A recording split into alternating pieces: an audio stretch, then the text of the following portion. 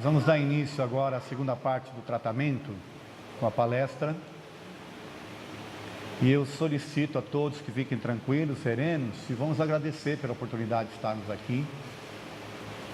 Que Jesus possa nos abençoar, possa nos dar a sua paz, a sua luz, para que todos nós possamos absorver da sua energia de amor, para que nós possamos estar bem e que a gente possa desenvolver a partir de agora um processo de entendimento, de esclarecimento, onde a gente possa, através desse esclarecimento, trazer para nós as informações que vão nos transformar, que vão nos ajudar a se melhorar. Aliás, o tema de hoje é um tema que foi solicitado, por um grupo de pais, porque os pais hoje em dia têm muita dificuldade com essa questão dos limites. Nós observamos, no dia a dia, informações mais diversas, ou nos coletivos, ou no ambiente de trabalho, nas escolas, em que os jovens, principalmente, vêm tendo uma atitude muito mais egoísta, vamos assim dizer, uma atitude em que parece que a predileção ou a importância da sua opinião em relação aos demais é que importa. Então está havendo aí um desrespeito muito grande, em função da falta de orientação, no meu modo de ver. Hoje as pessoas, principalmente os mais jovens, como eu já disse, elas não estão tendo noção dos limites, elas não estão tendo a noção de como é conviver em sociedade e de que forma você tem que se comportar, respeitando o direito e o limite do outro.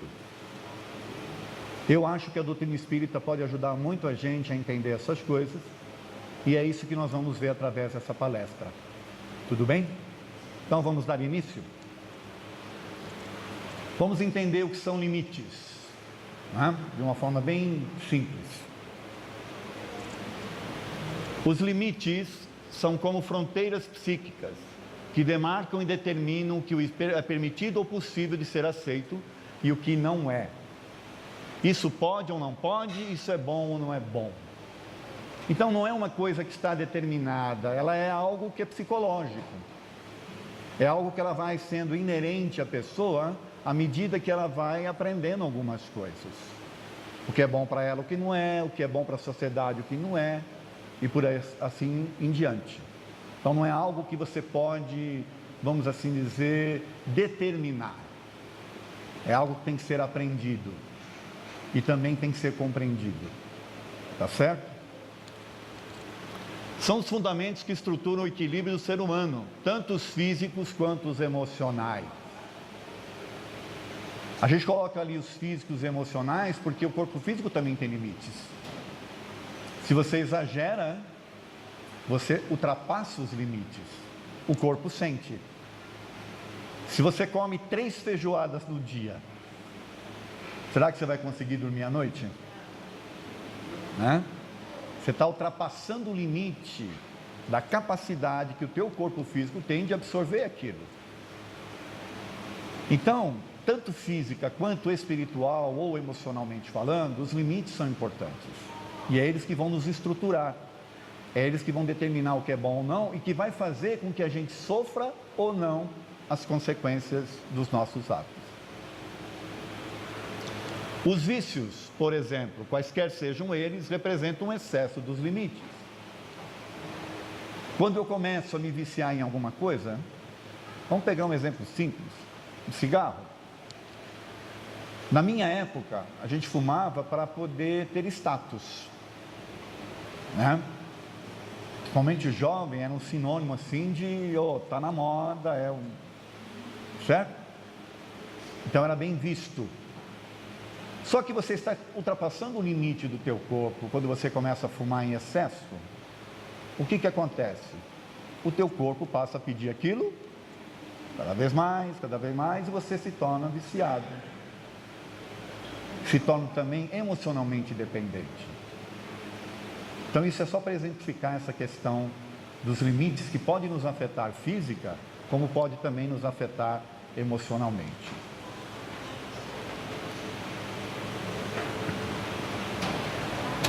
O que é que estabelece os limites, gente?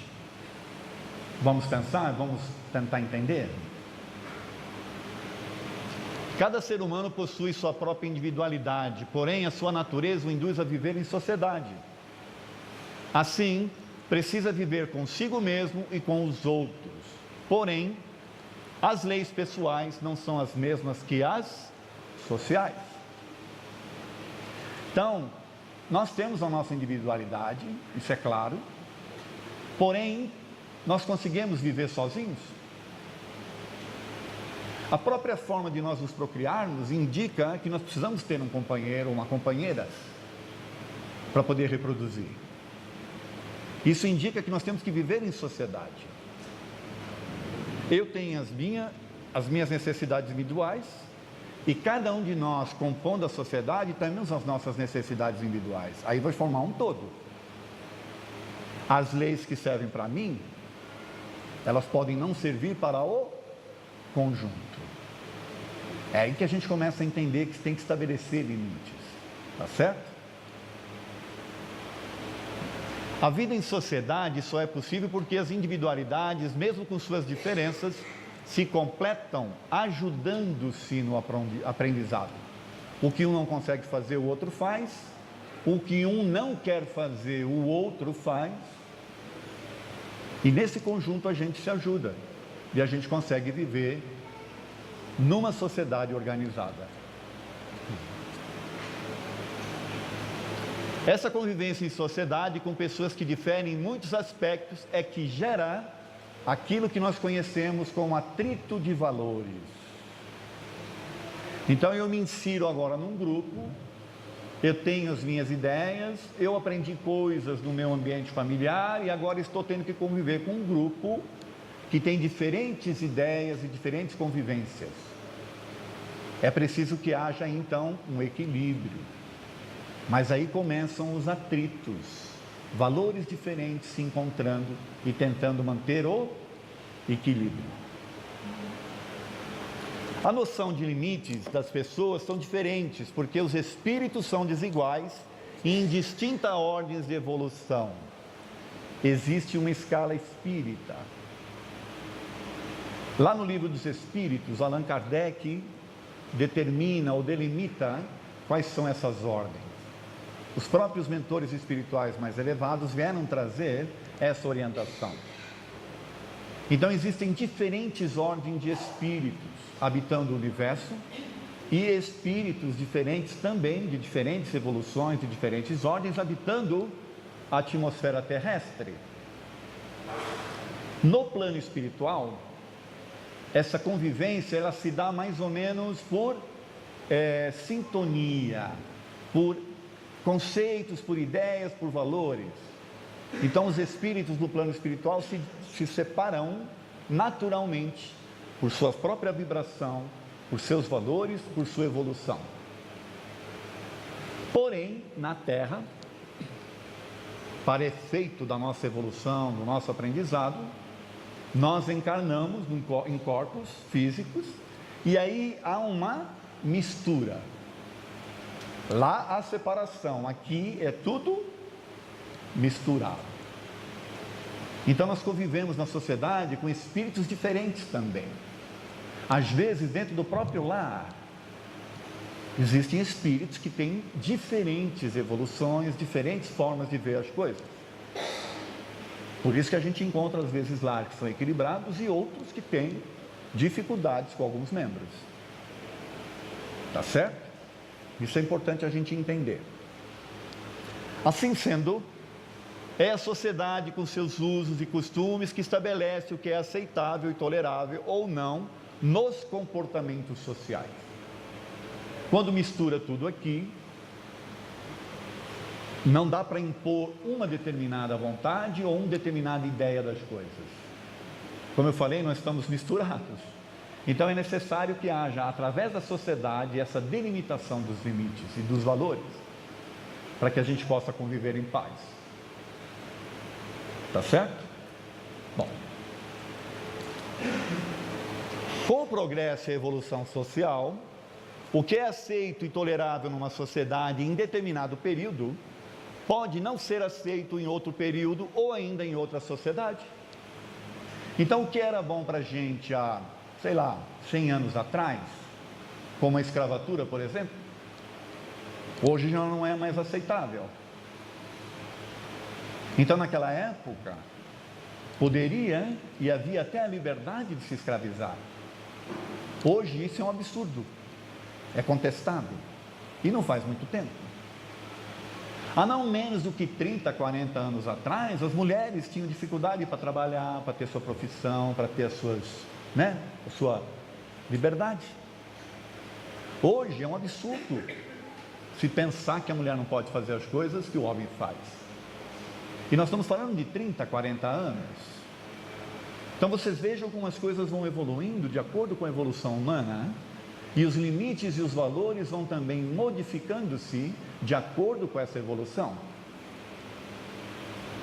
Eu poderia dizer o seguinte, que quanto mais espíritos com menor nível de evolução vão reencarnando, melhor vai transformando esses valores e melhor vai acondicionando esses limites numa condição aceitável do que é bom ou não, em termos morais.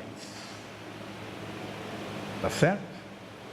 Outra coisa, o que é bom e aceitável num determinado país, inclusive hoje em dia, não o é em outro. Culturas são diferentes. Basta a gente ver o que está acontecendo no Oriente, tá certo? Lá o que está acontecendo, principalmente nos países islâmicos. A cultura é diferente lá, cria condições em que limites são respeitados de uma forma extrema. E os limites são estreitos, inclusive. A liberdade é muito tolhida, muito pouca, em relação ao resto do mundo, pelo menos ao Ocidente. Certo? O espírito reencarna em diferentes situações para adquirir justamente um conjunto de valores que o ajude a evoluir moralmente. Assim, limites e tolerâncias sociais se modificam de tempos em tempos. E às vezes, nós, vivenciando uma situação em que extrapolamos o limite e sofremos com ele, quando desencarnamos, nós reorganizamos o nosso mental, a nossa forma de encarar as coisas em função desse sofrimento. E aí, em função disso, nós reencarnamos novamente, já está com a ideia de modificar isso. Por isso que nós trazemos, o Espírito já traz algumas ideias natas, inatas, lá no seu ser. Algumas coisas que ele não concorda ou que ele discorda do que está acontecendo. Ele questiona. Por quê? Porque ele acha que precisa ser modificado. Ele vivenciou uma situação ruim com aquilo. Então é desta forma que a gente vai se transformando e que a sociedade vai se modificando. Tá certo? Os espíritos falaram, gente, que existem umas leis naturais. Leis que nós, na maioria das vezes, a desconhecemos e é por isso que a gente acaba sofrendo. Vamos ver algumas delas? Os espíritos falaram para Kardec sobre as leis morais da natureza, entre elas a lei de progresso, lei de conservação, lei de igualdade, de sociedade, de liberdade e de justiça, amor e caridade. Será que dá para a gente questionar essas leis? Será que realmente não existe uma lei de progresso que está na natureza? É só a gente ver o que está acontecendo com o ser humano. Será que não existe uma lei de conservação? Basta a gente ver, quando você se sente ameaçado, o que acontece com você. O teu instinto quer te preservar. Isso faz parte da natureza. Será que dá para não entender, por exemplo, a lei de igualdade? Que todos têm os direitos iguais? E é por não entender essa lei, principalmente, que vem o sofrimento, porque uns querem se impor aos outros. Tá certo? Será que é difícil aceitar a lei de sociedade? Nós vivemos numa sociedade. E a lei de liberdade? Se eu tenho a liberdade de pensar, de decidir, de fazer as coisas, o outro também deve ter. Por que só para mim? E, principalmente, a lei de justiça, amor e caridade. Aliás, os Espíritos dizem que essa é a principal delas.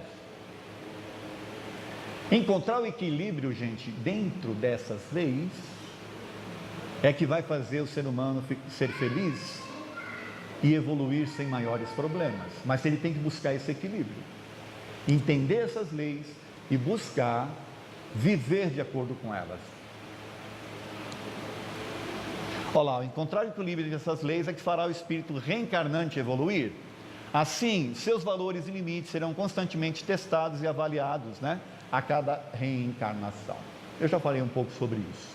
Lá você se requestiona, você se determina as novas coisas e aí você volta para transformar aquilo que você agora acredita em algo de fato e até para ajudar na transformação dos demais.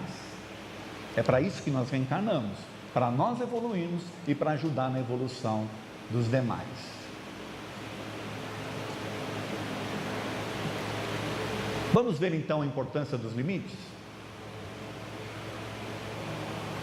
Conhecer os seus e saber impor limites é uma habilidade importante ao ser humano, necessária para que se relacione de forma saudável consigo mesmo e com a sociedade. Se eu não sei quais são os meus limites e não sei quais são os limites da sociedade, eu vou causar sofrimento. É o que a gente está vendo acontecer nos jovens nas escolas agredindo professores, pessoas desrespeitando as outras nos coletivos e por aí afora. Está certo? O apóstolo Paulo, na sua primeira epístola aos Coríntios, no capítulo 6, versículo 12, diz o seguinte: tudo me é permitido, mas nem tudo me é lícito. Agora, é importante lembrar que o apóstolo Paulo aprendeu isso cometendo uma série de erros. Ele era Saulo antes, ele era o perseguidor. Depois ele aprendeu coisas, que ele estava extrapolando os limites. E aí se transformou em Saulo. Foi onde ele cunhou essa frase: tudo me é permitido, mas nem tudo me é lícito. Por quê? Porque eu vivo em sociedade. Nem tudo que me agrada vai agradar aos demais. E nem tudo que é bom para mim vai ser bom para os outros. É básico.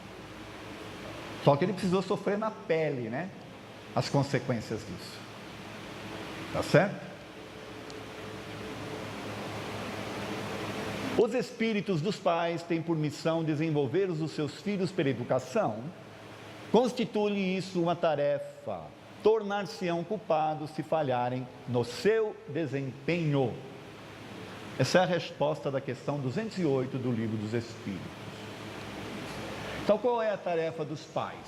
Receber esses espíritos e educá-los para uma convivência no mundo. Tá certo? Aí, os pais ficam preocupados. Puxa, essa tarefa é complicada, ainda vou ser culpado? Mas os espíritos ainda falam um pouquinho mais sobre isso. Vamos ver? A tarefa não é tão difícil quanto vos possa parecer, não exige o saber do mundo, pode desempenhá-la tanto o ignorante como o sábio. E o Espiritismo lhe facilita o desempenho, por dar a conhecer a causa das imperfeições humanas. Isso está lá no livro, no Evangelho segundo o Espiritismo, capítulo 14, item 9. O Espiritismo ensina onde estão as imperfeições humanas. Está certo? Desde bem cedo, a criança manifesta os instintos bons ou maus que traz da sua existência anterior. Os pais devem aplicar-se a estudá-los. Se nós observarmos nossos filhos desde cedo, eles vão demonstrar essas tendências. E é ali que nós temos que aproveitar para orientá-los. Transformar, essa educação em orientação dos limites, principalmente. Todos os males se originam no egoísmo e no orgulho. Observem, pois, os pais, os menores indícios reveladores de tais vícios e cuidem de combatê-los sem esperar que lancem raízes profundas. Ainda seguindo lá no Evangelho segundo o Espiritismo, capítulo 14, item 9. Todos os males se originam do egoísmo e do orgulho. E aos pais observarem isso nas crianças, devem encaminhá-las, orientá-las nesse aspecto. Quando você incentiva o orgulho, você vai transformar um monstro lá na frente. Tá certo? Quando você não orienta de que não pode ter tudo, essa pessoa não vai saber conviver com as perdas ou com a falta de alguma coisa no futuro, vai querer. É isso, é simples. Mas é preciso ter coragem.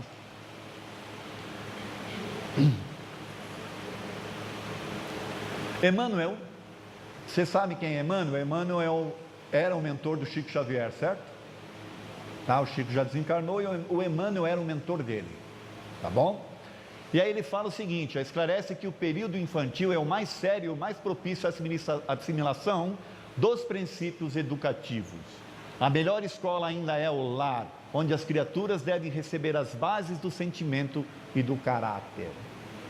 Achar que quem vai educar a escola é se equivocar.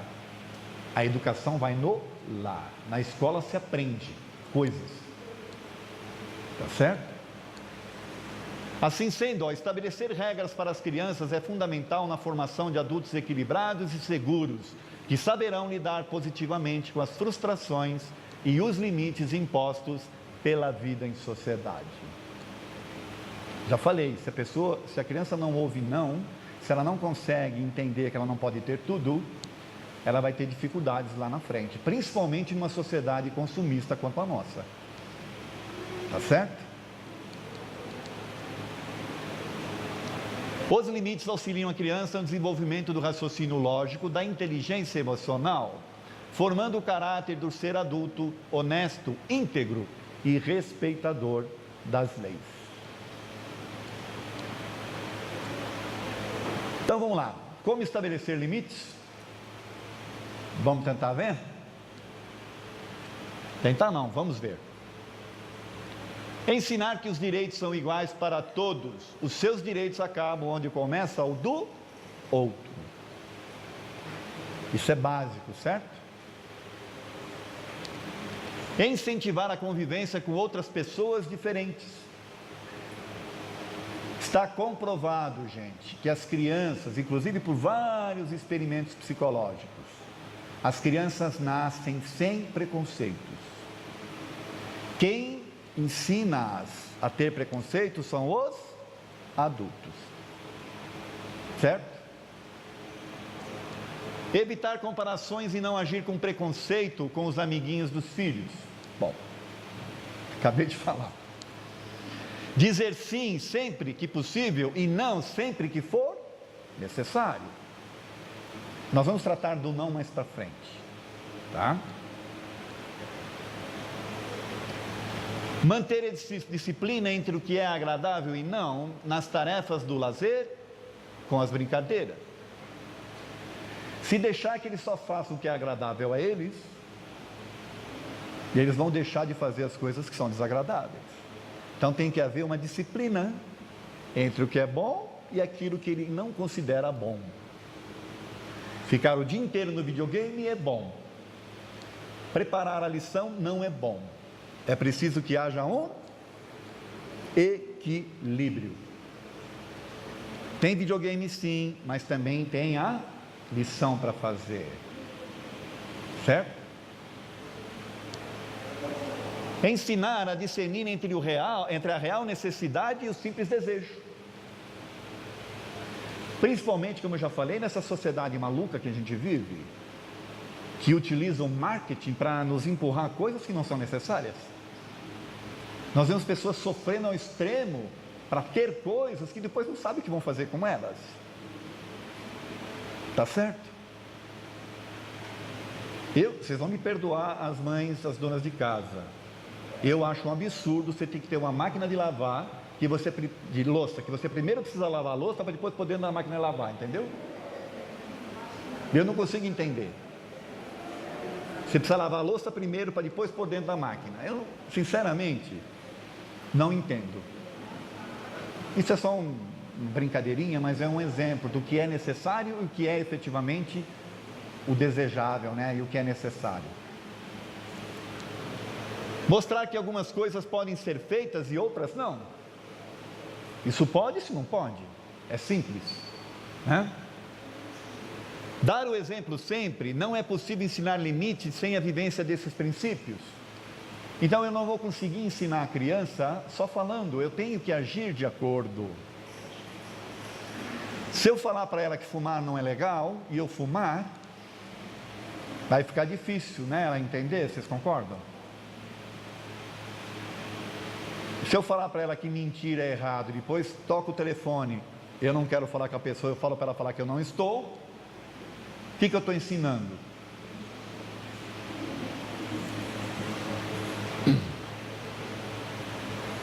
Ensine obediência às normas da casa, não explique demais e não dê mais de um aviso. Quando você começa a dar muito aviso, ela fica sempre esperando o próximo. E não precisa ficar explicando tudo. Ela tem que entender que tem regras a seguir. Tá certo? Cuidado com a adulação excessiva e o suborno. Nem todas as situações do mundo serão devidamente recompensadas. Olha, se você fizer isso, eu te dou isso. Se você fizer isso, eu te dou isso. Nem sempre lá no mundo em si, que ela vai ter que enfrentar, ela vai conseguir barganhar. Cuidado com as ameaças vazias, as quais você não conseguirá cumprir ou manter. Ameaça, ameaça, e não tem coragem depois de fazer. Então, para que vai ameaçar? É melhor não ameaçar. Não sei se vocês entendem o que isso pode levar. Se eu fico ameaçando e não faço, ela não vai acreditar. É igual a história do Pedro e o Lobo, né? Todos conhecem, certo? Ao lobo, ao lobo, ao lobo, era mentira. Ao lobo, ao lobo, ao lobo, era mentira. Uma hora o lobo veio. Aí ao lobo, ao lobo, ao lobo, ninguém acreditou e o lobo abocanhou, né?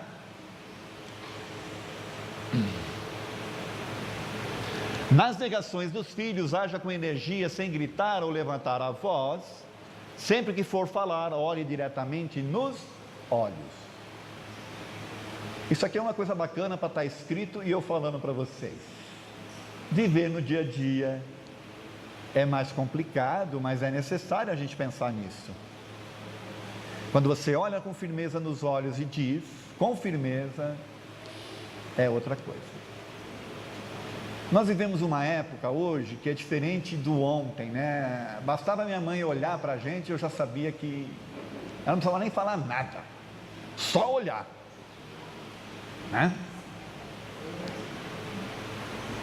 Cuidado com as punições excessivas, elas devem ser imediatas, não violentas, proporcionais à idade, relacionada aos valores da criança e remeter ao entendimento do erro cometido.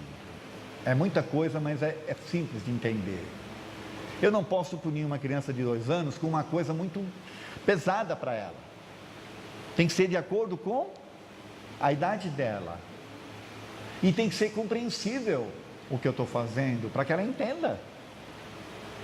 Senão ela não vai entender porque está sendo castigada, vamos assim dizer. Ou punida. Ou está sendo deixando de fazer aquilo que ela gosta. Então tem que usar o bom senso. Tá certo? É muito importante manter a firmeza nas decisões e principalmente coerência na conduta. Firmeza e coerência. Senão você não ensina. Você confunde. O uso do isolamento e da distância emocional deve ser adequado, claro e instrutivo, e jamais com intuito punitivo. Então, por exemplo, se eu mando ela para o quarto, estou isolando ela, certo? Não é como uma punição, né? Ela deve ser instrutiva, na verdade. Você está indo para o quarto, vai ficar lá por quê? Tem que saber por quê. E ela é que vai determinar o tempo que ela tem que ficar lá, não você. Não sei se ficou claro isso, mas isso é uma questão de negociação e de conversas. A criança precisa entender que é ela quem decide o período que ficará isolada. Na conversa que você teve, você fez isso, você vai ficar lá no quarto. Quanto tempo você acha que é necessário? Ela vai decidir. E você vai ajudar lá. O que ela está assumindo com isso, gente? A responsabilidade pelos seus atos. Ela está aprendendo a ser responsável. Tá certo?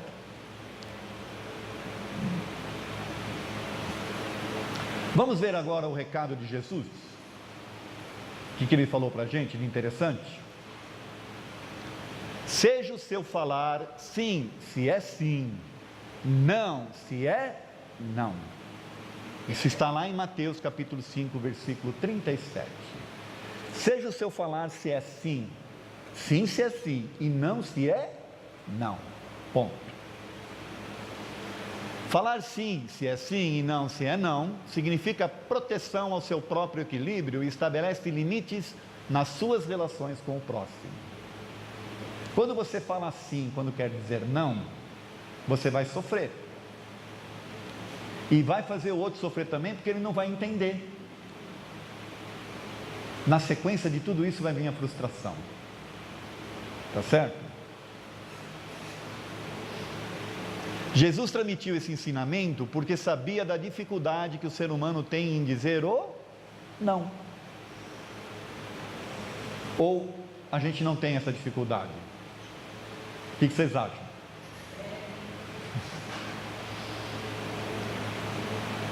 Vamos ver algumas situações típicas para o não, em que a gente não consegue muitas vezes se esquivar?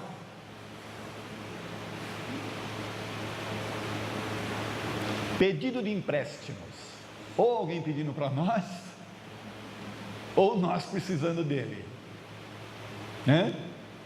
Difícil falar um não, certo?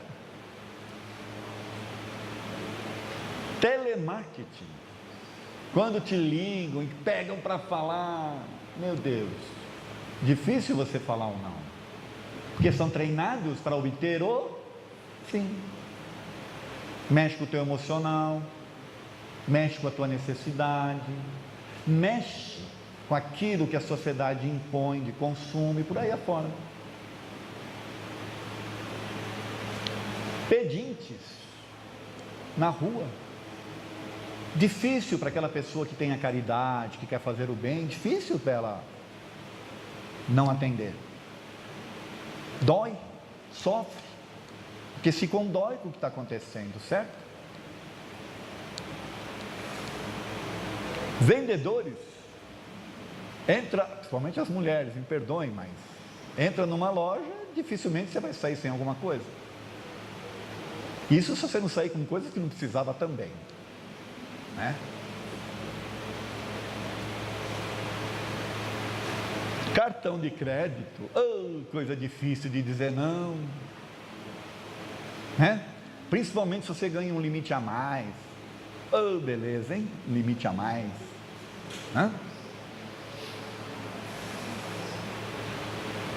No trabalho, o chefe pede para ficar até mais tarde, te traz um monte de coisa, você vai falar não? Difícil, né? E o medo de perder o emprego, né?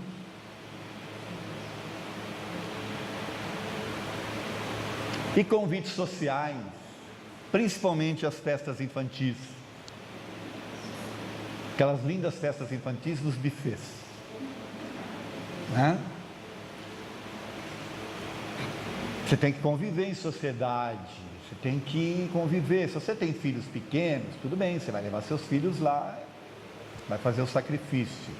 Mas quando você já está adulto, não tem mais os filhos pequenos, você tem que conviver com sobrinhos, com primos, com parentes. E aí? Vai dizer não? A vontade é de dizer não, mas acaba dizendo sim. E acaba indo. Mas vai com sofrimento.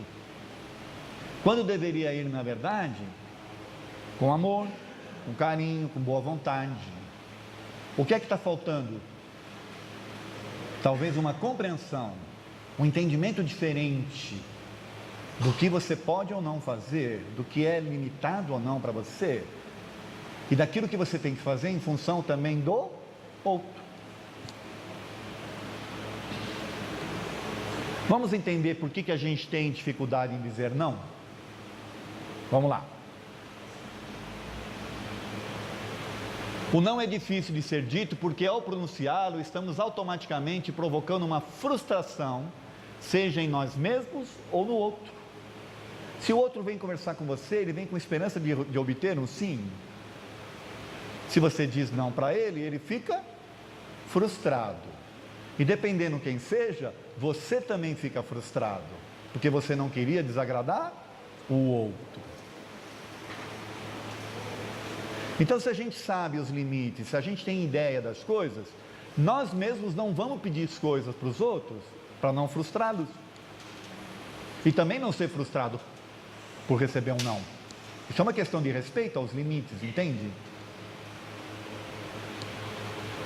A frustração traz sentimentos ruins de impotência, chateação, mágoa, raiva, revolta e até mesmo perdas. Vocês estão percebendo os sentimentos que são originários de uma palavra não? É ruim porque, olha, impotência, chateação, mágoa, raiva, revolta, perda.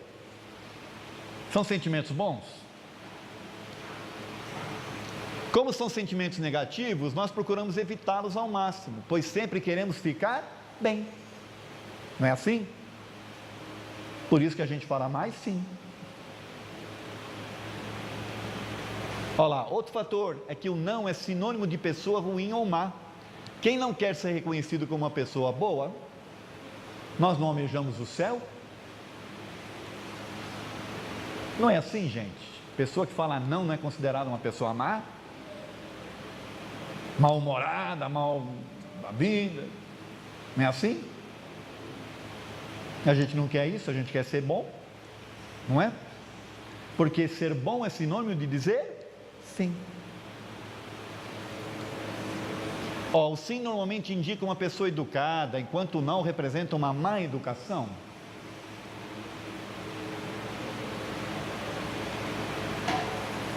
Somos sempre inclinados ao sim porque temos medo da rejeição e de perder oportunidades futuras. Aí também já entra os interesses. Se eu falar não hoje, pode ser que amanhã eu precise ir e vou receber um não também. É? Bom.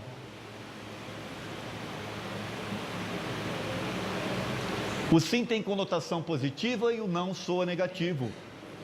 Como queremos ser amados, aceitos e respeitados, temos uma tendência a dizer mais sim do que não. Aliás, tem até uma música que fala isso, né? Temos uma tendência a dizer mais sim do que não.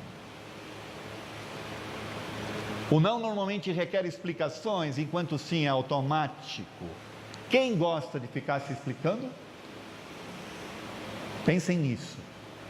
Se a pessoa vem falar ou pedir alguma coisa, você diz sim, acabou. Se você diz não, você vai ter que explicar por que não. Você gosta de ficar se explicando? Quem gosta? Difícil achar a pessoa que gosta. Por isso que a gente fala mais sim. Nossa dificuldade em dizer não é tão patente que é explorada pelo marketing de consumo. Já falamos sobre isso, né?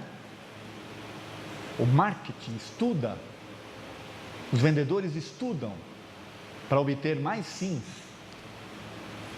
explorando as nossas emoções, as nossas necessidades, dificuldades e até essa característica do ser humano, né? Porém, dizer não é necessário. Lembra de Jesus? Diga sim se é sim e diga não se é não. Vamos ver? Você precisa se preservar, na verdade. Para o espírita, dizer não é mais difícil ainda, pois aprendemos que fora da caridade não há salvação. Oh, meu Deus! Não é isso que a gente aprende como espíritas? Fora da caridade não há salvação. Então a caridade é fazer, fazer, fazer. E quanto mais sim eu puder dizer, mais caridoso eu sou. É isso mesmo? Será que é isso? A real caridade não se baseia no sim sempre, mas às vezes no não dito no momento correto. Tem que saber dosar. Porque quando você fala assim, vou pegar um exemplo esdrúxulo, mas vamos lá, básico. Se eu pego um mendigo que está na rua e eu falo sim para ele sempre, começo a dar, o que é que eu estou condicionando? A ele procurar sair daquela situação? Ou mantê-lo? Isso é uma discussão, tá, gente? Dar o peixe ou ensinar a pescar, né? Isso é uma coisa que fica... Então a gente tem que modular, a gente tem que ter uma ideia do que é isso, do que é certo ou não nesse aspecto. Tá certo? O sim dito sempre tende a manter a pessoa acomodada e sem desafios. O não é provocativo e desafiador, ajudando no crescimento espiritual. Eu quero que vocês pensem nisso. O sim tende a acomodar a pessoa, o não a provoca. A faz ter que buscar alternativas. Então isso é uma forma dela se mexer. Tá certo?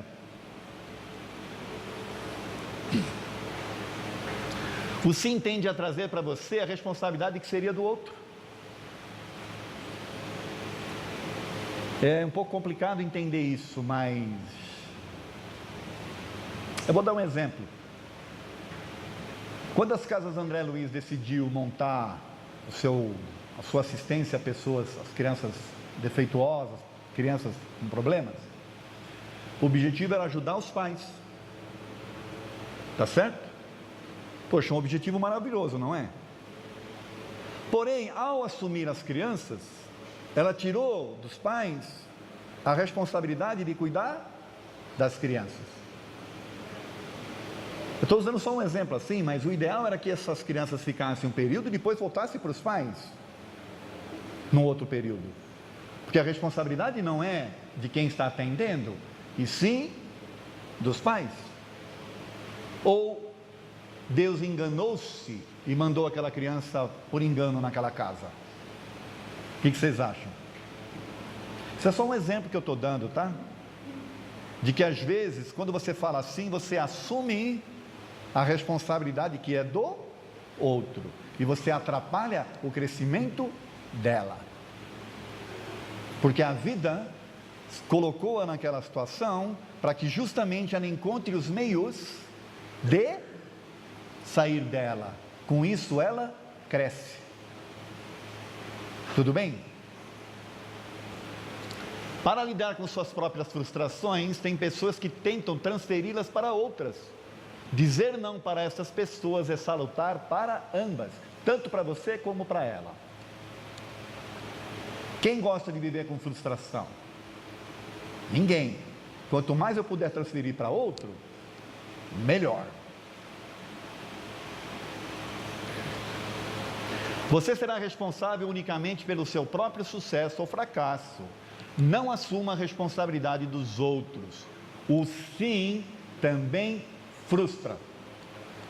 Quando eu digo sim e eu estou assumindo a responsabilidade do outro, o outro vai continuar frustrado porque ele vai continuar agindo daquele jeito, e eu posso me frustrar mais ainda porque ao assumir a responsabilidade do outro, não ajudei-o a se desenvolver. Então, nesse sentido, é que o sim também frustra.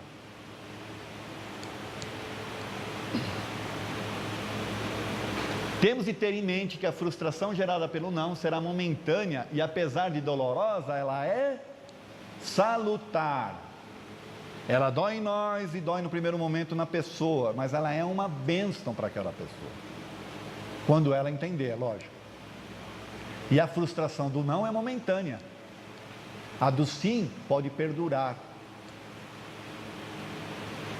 Na educação dos filhos, temos de observar que o não deve ser dosado e adequado para cada idade. Tenha consciência que o não às vezes é necessário e não se sinta culpado por pronunciá-lo. Nós precisamos ter consciência disso. Tudo bem até aí, gente? Essa questão de falar não? Vamos ver essa mensagem que eu achei muito bonita, educar nos 3 tempos. Vamos vê-la. Eu educo hoje com os valores que recebi ontem para as pessoas que serão amanhã. Não é interessante essa observação? Eu estou educando hoje com os valores que eu recebi ontem para as pessoas que serão o amanhã. Tudo bem? Essa reflexão. Os valores de ontem os conheço, os de hoje percebo alguns, mas os de amanhã eu não sei. Tudo bem até aí também? Está claro isso? Se eu uso só os de ontem, eu não educo, eu complico. Se eu quiser aplicar nas crianças de hoje o que os nossos pais aplicavam a gente, não vai dar certo. Vocês concordam? Se eu uso só os de hoje, eu não educo, eu condiciono. Está claro ou não? Se eu uso só os de hoje, eu estou condicionando às condições de hoje. E não estou trazendo nada do passado. Se eu uso só os de amanhã, não educo, faço experiências. Tem gente que tem essa ideia, puxa, tem que ser futurista, então vamos levar assim, está fazendo experiência na verdade, certo? Se eu uso os 3, eu sofro, mas eu educo. Por que eu sofro? Porque eu tenho que ficar equilibrando entre o ontem, o hoje e o possível amanhã.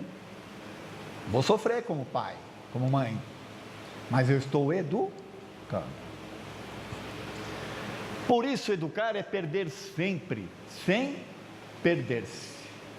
Olha que frase linda. Educar é perder sempre, sem perder-se. Educa quem for capaz de fundir o ontem, o hoje e o amanhã, onde o amor e o livre-arbítrio sejam as bases.